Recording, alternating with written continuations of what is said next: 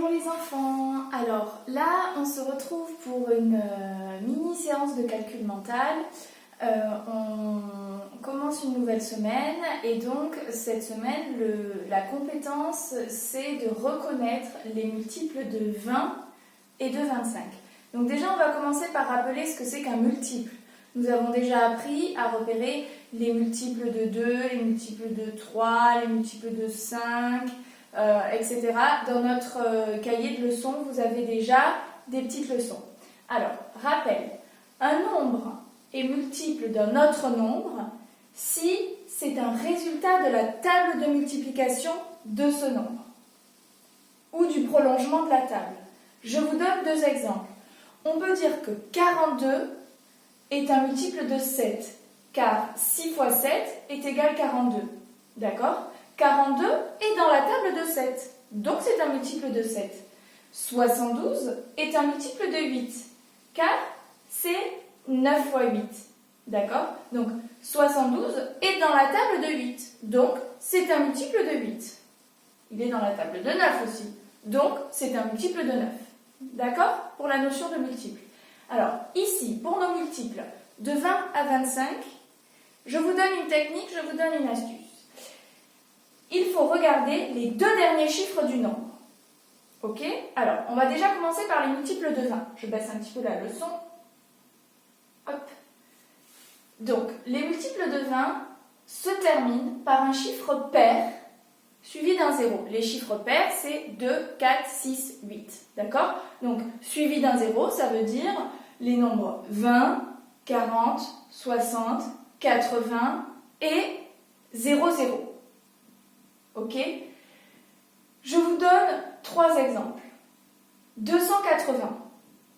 Je prends 280, je regarde les deux derniers chiffres.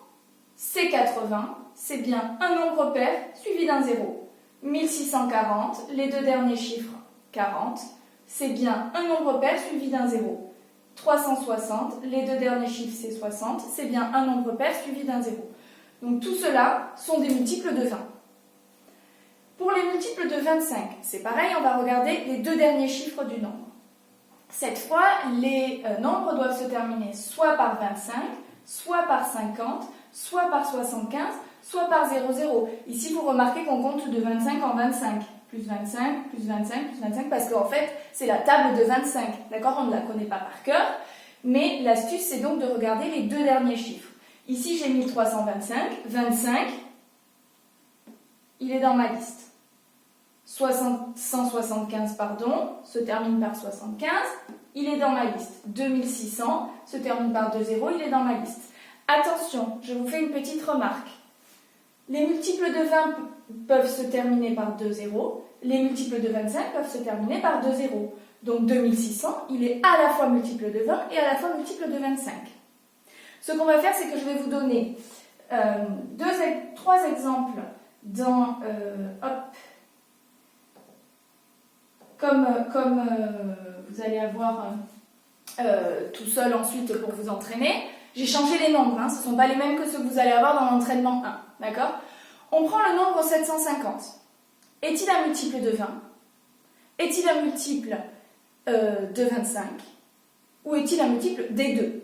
Donc, souvenez-vous de la technique, je regarde les deux derniers chiffres. 50. Est-ce que c'est un multiple de 20 ? Non, parce qu'ici, je n'ai pas un nombre pair. Souvenez-vous, c'est 20, 40, 60, 80, 0, 0. Donc ce n'est pas un multiple de 20. Est-ce que c'est un multiple de 25 ? Souvenez-vous que les multiples de 25 se terminent par 25, 50, 75 ou 0, 0. Oui, 50. Donc là, vous pouvez écrire dans la petite case 25 pour dire que c'est un multiple de 25. Suivant. Deuxième exemple, 2375.